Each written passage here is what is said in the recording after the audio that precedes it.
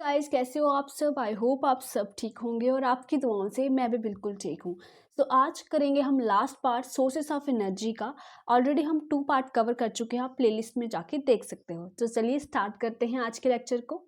और सबसे पहले लेक्चर स्टार्ट होने से पहले आप ये देखिए, क्या आप इन क्वेश्चन के आंसर दे सकते हो बिना लेक्चर देखे। अगर आप नहीं दे सकते हो तो टेंशन मत लीजिए, लेक्चर के एंडिंग तक आते आते आप इन सभी सवालों के आंसर दे सकते होंगे, इतना मैं वादा कर सकती हूँ। ठीक है, तो चलिए स्टार्ट करते हैं आज के लेक्चर को जियोथर्मल एनर्जी के साथ। तो सबसे पहले हम जियोथर्मल एनर्जी को समझ लेते हैं। जियोथर्मल एनर्जी में क्या होता है गाइस, देखो मोल्टन रॉक्स होती है अर्थ के क्रस्ट में। ठीक है, डीपर अर्थ के क्रस्ट में क्या होता है, पिघली हुई चट्टानें होती हैं। वो क्या होता है, जब जियोलॉजिकल चेंजेस आते हैं, जैसे वोल्केनोस हो गए, लैंडस्लाइड्स हो गई, अर्थक्वेक्स हो गई, तो इनकी वजह से क्या होता है, जो मोल्टन रॉक्स है वो क्या होती है, पुशअप होती हैं अपवर्ड्स। ठीक है, ऊपर की तरफ जब वो आती है तो कुछ रीजन्स में वो ट्रैप हो जाती हैं। ठीक है, कुछ रीजन्स में ये मोल्टन रॉक्स ट्रैप हो जाती है, उनको हम क्या बोलते हैं, हॉट स्पॉट्स बोलते हैं। ठीक है, हॉट स्पॉट्स क्या हो गया, जहाँ पे मोल्टन रॉक्स ऊपर की तरफ जब खिंचती है किसी भी जियोलॉजिकल चेंजेस की वजह से, तो वहाँ पे वो ट्रैप हो जाती है, वहाँ पे कलेक्ट हो जाती है। ठीक है, और जब अंडरग्राउंड पानी उसके कांटेक्ट में आता है, ठीक है, आपको पता है कि जब भी पानी गर्म होगा तो क्या होगा, स्टीम जनरेट होगी, और इसी स्टीम को फिर क्या किया जाता है, फिर इसी स्टीम को कलेक्ट किया जाता है थ्रू पाइप और टरबाइन को रन किया जाता है ताकि हम इलेक्ट्रिसिटी को प्रोड्यूस कर सके। ये था सारा प्रोसेस जहाँ पे जियोथर्मल एनर्जी से हम इलेक्ट्रिसिटी प्रोड्यूस कर रहे थे। ठीक है, और समटाइम्स क्या होता है, ये हॉट वाटर जो मोल्टन रॉक के कॉन्टैक्ट में आता है, कई बार ये आउटलेट की फॉर्म में बाहर आ जाता है और इन्हीं को हम हॉट स्प्रिंग्स बोलते हैं। आपने अक्सर देखा होगा कई जगहों पे पानी, गर्म पानी ही बहता रहता है। ठीक है, तो वो इसी की एग्जाम्पल है। ठीक है, आई होप आपको पूरा समझ आ गया होगा। यहाँ पे देखिए आपको जियोथर्मल एनर्जी किस तरह से हार्नेस होती है, यहाँ पे आपको पूरे डायग्राम में बताया है। इसकी पीडीएफ आपको मेरे टेलीग्राम चैनल पे लेट्स लर्न टुगेदर पे और सर को भी मैं सेंड कर दूंगी, डोंट वरी फॉर दैट। ठीक है, आप ये पूरी आपकी पीडीएफ आपको मिल जाएगी। ओके, यहाँ पे देखो ये हॉट वाटर, ठीक है, इस तरह से ये मोल्टन रॉक के कॉन्टेक्ट में आया होगा और यहाँ से स्टीम जनरेट हुई होगी और यहाँ पे ये कलेक्ट हो गई, फिर टर्बाइन में जाती है, फिर जनरेटर में, और फिर इलेक्ट्रिसिटी यहाँ पे प्रोड्यूस हो जाती है। ठीक है, चलिए अब हम समझते हैं न्यूक्लियर एनर्जी को। ठीक है, तो सबसे पहले न्यूक्लियर फिजन के बात करेंगे हम, जो हमने शुरू में ही क्वेश्चन जो मैंने आपसे पूछा है यहाँ पे आपको समझ आ जाएगा। यहाँ डायग्राम से समझते हैं तो आपको इजीली वे में समझ आएगा। देखो क्या होता है, एक बड़ा सा हैवी एटम होता है, हैवी एटम का न्यूक्लियस होता है, तो उसको हम क्या करते हैं, न्यूट्रॉन से क्या करते हैं, बोम्बार्ड करते हैं।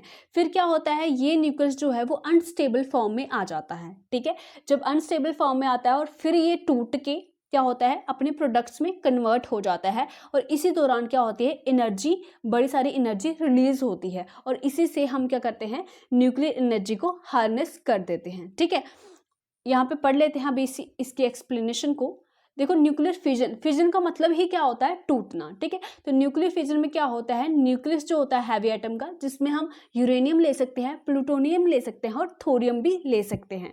जब हम उसको बम्बार्ड करेंगे, हिट करेंगे लो एनर्जी न्यूट्रॉन्स के साथ, वो तो स्प्लिट हो जाएगा लाइटर न्यूक्लियाई में। ठीक है, और जो tremendous amount of energy release होगी वो किसकी वजह से रिलीज होगी, कि क्योंकि इसके मास में जो हमारा ओरिजिनल न्यूक्लियस था और जो हमारे प्रोडक्ट न्यूक्लियाई बने हैं, इनके मास में डिफरेंस होता है, और इसी मास के डिफरेंस की वजह से लॉस ऑफ एनर्जी क्या होती है, रिलीज होती है। ठीक है, आई होप आपको समझ आ गया होगा ये। चलिए, और फिर इसी एनर्जी को क्या किया जाता है, यूज़ किया जाता है न्यूक्लियर एनर्जी से इलेक्ट्रिसिटी प्रोड्यूस करने के लिए। ठीक है, और यहाँ पे फेमस इक्वेशन के बारे में पढ़ेंगे जो हमने आपसे शुरुआत में ही आपका क्वेश्चन पूछा था। सो न्यूक्लियर फिजन में क्या होता है, जो डिफरेंस होता है मासेस के बीच में, जैसे कि मैंने अभी बताया, ओरिजिनल न्यूक्लियाई और जो प्रोडक्ट न्यूक्लियस बनते हैं। ठीक है, original nucleus and product nuclei वो कन्वर्ट हो जाता है एनर्जी ई में at a rate governed by the famous equation E is equal to delta M C square, जो कि फर्स्ट टाइम किसने डिराइव की थी, 1905 में वो की थी आइंस्टाइन ने डिराइव। ठीक है, और C यहाँ पे क्या है, C E से एनर्जी है, M से मास है, और C से हमारा speed of light in vacuum. ठीक है, तो आप speed of light in vacuum क्या होता है वो मुझे कमेंट सेक्शन में लिख के ज़रूर बताइएगा। चलिए, न्यूक्लियर एनर्जी में यहाँ पे मैंने आपकी और नॉलेज के लिए यहाँ पे लिख दिया, ये सारा एनसीईआरटी का डाटा है, आप एक भी पॉइंट स्किप नहीं कर सकते, ठीक है। अगर आपके एग्जाम में ये टॉपिक आने वाला है, चाहे वो फाइनेंस अकाउंट असिस्टेंट हो या आपका कश्मीर यूनिवर्सिटी का जो एग्जाम है उसके लिए, ठीक है।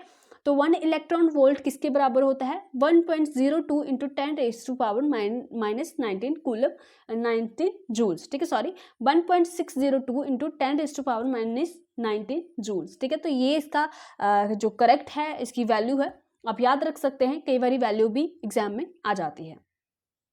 अब कुछ न्यूक्लियर पावर रिएक्टर्स देख लेते हैं जो हमारे इंडिया में हैं। ये एनसीईआरटी में मेंशन किया है तो मैं इनको स्किप नहीं कर सकती थी। तारापुर जो न्यूक्लियर पावर प्लांट है या रिएक्टर है वो कहाँ पे लोकेटेड है, महाराष्ट्र में लोकेटेड है, ठीक है। राणा प्रताप कहाँ पे लोकेटेड है, राजस्थान में लोकेटेड है। देखो किस तरह से याद रखोगे, राजस्थान में राणा प्रताप, देखो राजाओं के नाम कैसे होते थे, राणा प्रताप कुछ है ना, तो इस तरह से राणा प्रताप सागर जो है वो कहाँ पे है, राजस्थान में है। नरोरा जो है वो यूपी में है। और काकरापुर, जो कि मैंने आपको क्वेश्चन में पूछा था, काकरापुर न्यूक्लियर पावर प्लांट कहाँ पे है, गुजरात में है। और कायगा जो है वो कर्नाटका में है, ठीक है, कायगा कर्नाटका में, काकरापुर गुजरात में। सो अभी हम बात करते हैं न्यूक्लियर फ्यूजन की, जो कि मैंने आपको क्वेश्चन में भी पूछा था।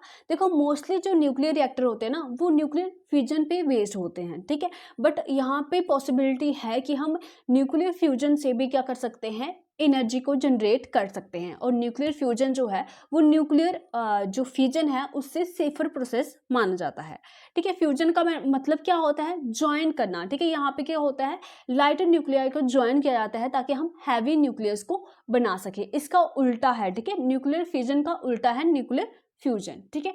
तो जनरली हम जो लेते हैं वो हाइड्रोजन एटम लेते हैं, ठीक है। 2 हाइड्रोजन एटम को लेके हम हीलियम बना देते हैं, ठीक है। तो ये प्रोसेस होता है न्यूक्लियर फ्यूजन में।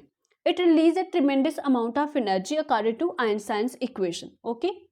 तो जो न्यूक्लियर फ्यूजन रिएक्शन है वो सोर्स ऑफ एनर्जी है कहाँ पे, सन और अदर स्टार में, ठीक है। जो सन और अदर स्टार्स में जो एनर्जी का सोर्स है वो क्या है, न्यूक्लियर फ्यूजन ही है, ठीक है, याद रखेंगे सभी लोग।